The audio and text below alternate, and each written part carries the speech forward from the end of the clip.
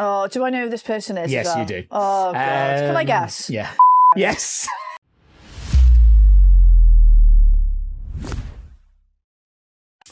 I've got two options for my next one, and I said to myself, I'll make a decision on the cuff about what to go for. Not on the hoof. On the Wait, if you've ever heard the term "on the hoof," please let us know if that's a legit thing. She said it earlier before we came in. I was like, "Do you mean like off the cuff or something like that?" But some woman, the woman downstairs agreed with me. She's Yeah. like, "I've heard that before." Yeah. If you've heard of on the hoof, as in like doing something like on the go or on the spur of the moment, let us know, because I believe that is a real saying. On the hoof, on the hoof.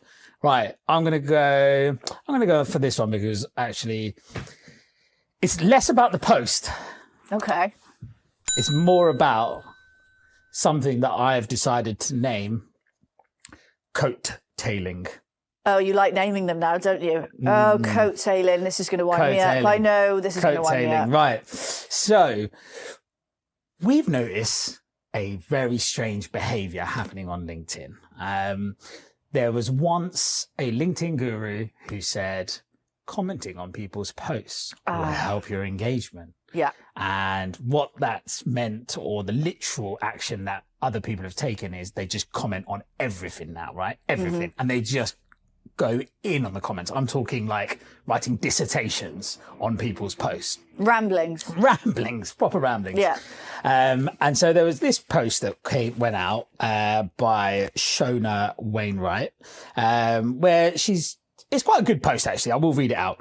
We've normalized something wild in this industry. Recruiters being coached by managers who haven't touched a desk since 2021. I don't think that's that long ago, personally. That's not that long ago. That's really not that long ago. Yet still feel qualified to tell you how to survive today's market. KPIs copied from the glory days, just BD harder, from someone who hasn't BD'd in years. Performance plans they wouldn't hit themselves. I 100% think recruitment agency managers should still be billing, unless you're in a super strategic CEO role. Surely you should lead a sales team based on reality, not memories of your golden ticket years. Do you think you can manage a sales team when you don't sell? I've got a feeling she doesn't like her manager. Yeah. Oh, is she a consultant? I think she's a consultant, yeah. Oh, do you know, I think I have to say, I take my hat off to her. Yeah. I could comment, I know it's not about that, but I think that's a really good LinkedIn post. I think it's quite a good post. Topical. We can talk about the post. Yeah, I think that's a really good post. And then we'll get on to coattailing. But what do you think? What do you think, though? What do you think what she said? Non-billing managers? You having them? I think, so I get what she's saying about them not understanding the market. 2021 wasn't that long ago. Mm-hmm. Also, the way I would caveat that is they experienced the market before the post-COVID boom that you probably have experienced, and it was fucking hard. So they do know a hard market. I wouldn't take that away from them. Yeah. But if she's talking about a billing, if she's talking about like a, not the MD, like a manager, I do think the best managers I've worked with in agencies still are on the tools a little bit. It's not the biggest part of their job, but they're still involved in some way. And so there's some of that I would agree. I would agree with. I would agree to it to a certain extent. I do think that you've got to keep your pen, not pencil sharp. You've got to keep your tools sharp. You've got to be client facing, candidate facing, whether that means you need to be the same level of activity on these things. Nah. No, not necessarily the same level. No. So, for example, you might get involved with like more strategic accounts. Yeah, or do some account directing. Yeah, fine. Help close out some BD meetings, etc. Get involved in that sense. Yeah. But literally, if they're just sat there not doing anything to do with recruitment whatsoever, but just coming to you with KPIs. Probably what's the name from? Yeah. She's getting it so bad. Sorry. So anyway, I thought it was a good post. It got really good engagement, actually. And everyone had opinions on it. Enter coattailer. Oh, do I know who this person is? Yes, as well? you do. Oh, God. Can I guess? Yeah. Yes. That's so good. Has he put? So coattailing. You know the term riding on someone's coattails. This is basically a post coattailer, and the coattail. I'm not even going to read the comment because it's not. It's probably too long. But there are some serial people out there doing that. I've got to the point now where, recently we've had an example on LinkedIn where a not prominent person, someone who posts quite a lot of content, actually called out someone for commenting on their post. Yeah. To saying, hey, you know, I don't like engaging with I saw that. competitors on... Was it Stu Wilson that shared it? Yeah. Yeah, saw it. And they were saying, so the original poster said to what they thought was a coat tailor, which wasn't a coat tailor at all. It wasn't. It was quite like an engaging comment, etc. Agreeing and saying, I don't engage or cross collaborate with competitors. Yeah, I don't appreciate you trying to steal my. I don't know if he worded it like this, but he said, I don't appreciate it when people try and like take my audience or steal. Like, yeah. But I don't think he even left a comment that I think it wasn't. No, it wasn't that sort of comment. No, it wasn't. For me, I think with this person in particular, what makes me laugh is if he spent more time commenting on actual decision makers for him's posts and not ramblings, and he speaks in riddles and codes. If he actually gave some value and some decent comments, I don't have a problem with that. Yeah. But he comments on a lot of suppliers' posts. Loads and absolute riddles and ramblings. Doesn't actually make any sense. He's commenting on a recruitment consultant's post there, not a decision maker. Not saying don't do it, but like I doubt he's offered any value in his comments. That recruitment consultant is just trying to make himself look amazing and drop loads of American sales slang words in it. Yeah, there's a fair few of those. Yeah, I can read it from a mile off. It's like, look, you're trying to sell that you are this amazing top class sales trainer when you are not demonstrating that to me. No. We talked about this last episode. What are we talking about? The masterclasses, the people flogging masterclasses who are in our DMs, wrong ICP.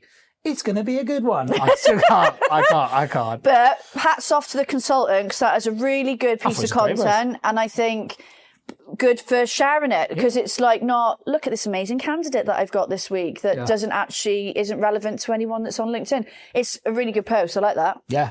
Yeah. I rate it. Good post, rebilling managers, and an example of coattailing. Yeah. 3 themes in one. I'm glad you picked that one. Nice. Brilliant. Big shout out to our sponsors, Shazami. You'll know them for producing recruitment websites that integrate into your CRM. They're not just that anymore.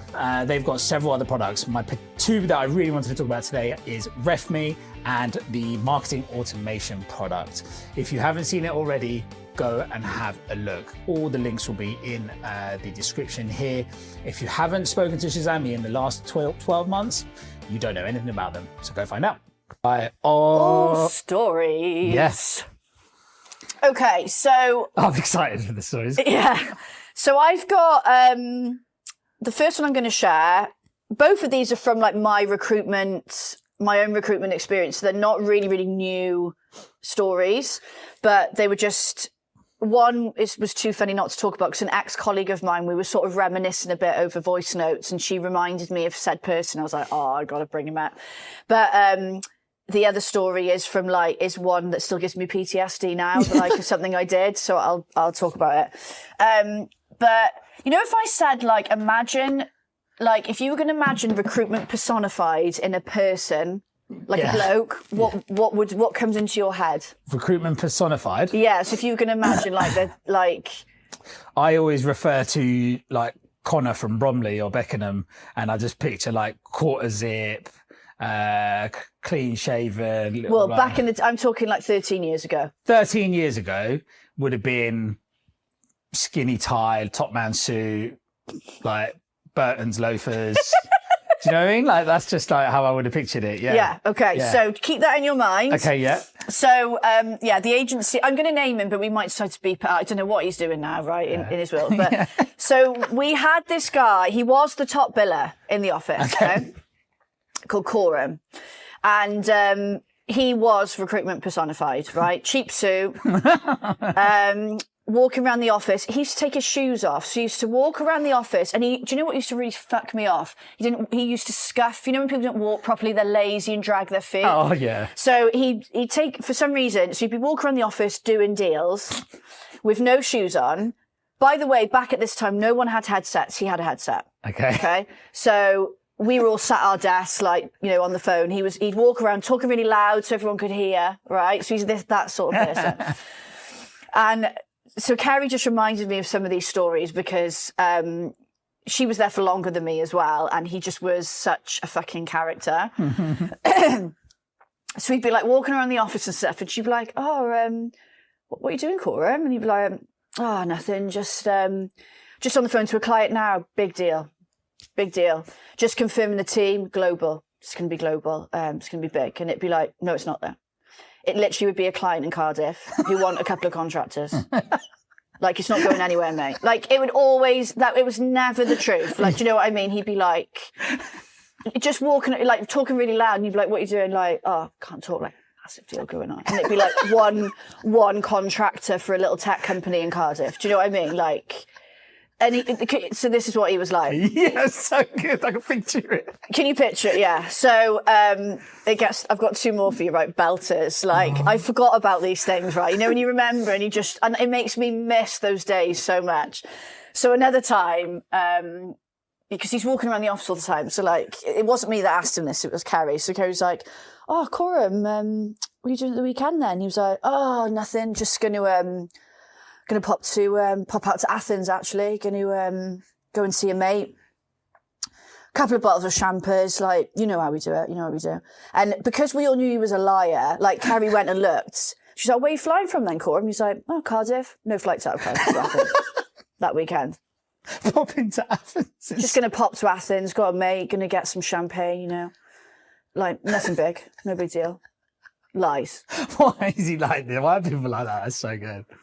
And then this is the best one, right? Yeah. I hope you're ready for this. So this is like another point in time. It was like, because this is why we always used to talk to him like this, because we knew he was going to come out with belters. We didn't actually care what he was doing with his time. We just wanted it to know.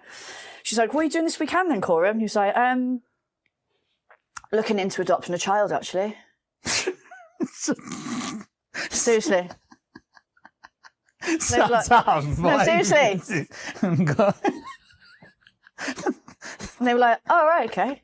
Yeah, no big deal. Just looking into it." What is it? Looking at adopting a child? Yeah. Not a dog? No, a child. Oh, my God. He even ran for his local, to be a councillor, you know, when you run for council. Shut up. Like all the little young kids for reform around the country. Like, I think it was Labour, I think. Yeah. But not that it matters, but he just had this idea of himself. The directors didn't do any favours because he was making them good money. Yeah. Like, they did feed the ego. Yeah. But like, I remember, like, we had, like, some snow. So in Cardiff, it wasn't settling, but, like, where I live and where, like, my teammate Kate lived, like, the snow was getting bad. And my manager, we live in Bridgend. So it was like, you know, go home, don't come in tomorrow if it gets bad. But it really didn't get that bad. So we all come in the next day, like, and some people live, like, in the areas where it would potentially settle. He lives, like, 10 minutes from the office in central Cardiff. And he rang in, he was like, "It's not safe for me to come in today. It's not safe. Snow's too bad. I'm staying at home." And it was like, there is no snow outside. And they were like, "Get your ass into the office." Yeah. But yeah, like, I just had to, I love people like that. I just love people like that. he was like, I can still picture him now, like, shuffling, and his socks would be coming off at the front and all dirty, and he'd be like, that cheap suit and talking loud on his headset. Do you know what the best thing about people like that, yeah? Largely, they're just completely harmless. But they're he was harmless. They're just fucking funny, though. Like, that. Hilarious. He didn't know he was funny. Oh, that is so good. He didn't know he was funny at all. And when we would talk to him like this, he thought we were generally interested. Like, we were really just taking the piss out of him. Yeah. But he was harmless. But I love it. They're such a good value add though, because you get so many good memories. So many good memories. Like when I was listening to his voice notes yesterday, I was like laughing. I was like, "Oh, I miss him. I miss him." I want to know, Khuram, if you're listening to this, what are you doing right now with your life? I'm desperate to have a look up for him on LinkedIn. He did try setting up his own agency. Oh, did he? Oh, okay, fair. He left on bad terms in the end. I think he tried. He had like one big client, and I think that fell out of bed. But he did try setting up on his own, but I don't think it worked. Yeah. But I'd love to know what he's doing now. Oh, so good, man. Cool. Love to know. Reach out. He reminds me of somebody we know, actually. I'll tell you after. Okay, yeah. Do you know what funny? When I worked at we I might have to bleep that out. But I worked with a guy. worked with a guy, and he was on my team. He actually worked in my team. He was one of the delivery consultants, and then literally an actual Connor from Beckenham. Like, so there's a guy I can see it in my head. Connor from Beckenham, who I love, funniest guy I've ever worked with. You know, someone that's just so quick. Like, you just can't fuck up around him because he'll hammer you. Yeah. Right? And Love he's just that. so good. He's just constantly doesn't stop talking. He's working, he's doing deals and stuff, but in between he's just like taking the piss out of everything that's I happening. actually love being around people like Yeah, that. it's honestly, I adore him. Like, I adore him so much. I would literally be like, come under my wing. I think back to 2018, 2019 when we were working all together, like, and then during lockdown we worked together. It was great. And anyway, there's a guy on my team, and he's always got a story, right? Anyway, he's always got a story, like something mad happened at the weekend, like on a Monday, like, yeah, fucking hell, like, armed police raid in my house, or like, yeah, no, I just like almost got shot. Would you like, look forward to it every yeah, Monday? every week. And we just, and I'd just be sitting there going, what? Oh yeah, really? Da, da, da. And Con was just the best at like winding him up. He'd keep going. He'd be like, tell me about that again. Tell me about that again. What happened? Where was you? Where was that happening? Anyway, the best one he ever dropped was, that he was shagging Jackie Chan's daughter. Fuck off.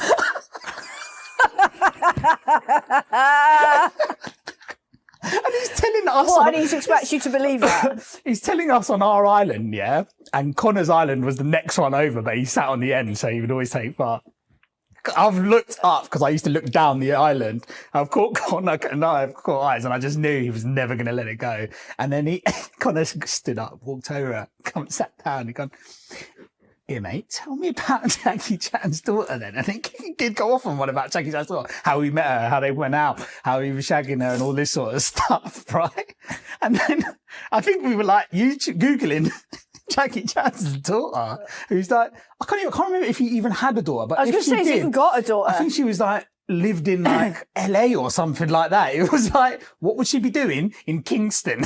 It's like, to me, it's like, with these people, it's like, it's the fact they think that is like believable. and, do you know what the worst part is? Yeah, I still to this day, as much as we took the mick out of him, yeah, I'm like, what if it's true? What if it's true? What if it's true? But what if actually he had all these mad things happen to him?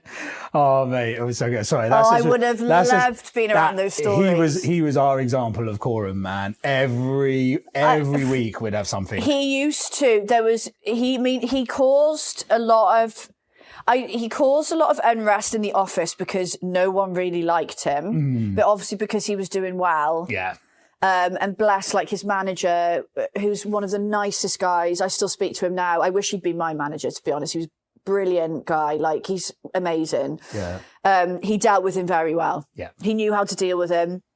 And he also was the go-between, because sometimes the director would be a bit mean to him as well. Unnecessarily. Sometimes he was a twat, but... Yeah. But yeah, honestly, like... So just good, look man. into adopting a child. Pop into Athens. Pop into Athens. That's a belter. But, See you, yeah, mate. Khuram, if you're watching, please, what are you doing now with your life? Yeah. Send us a vid. Send us a vid, Send us a vid.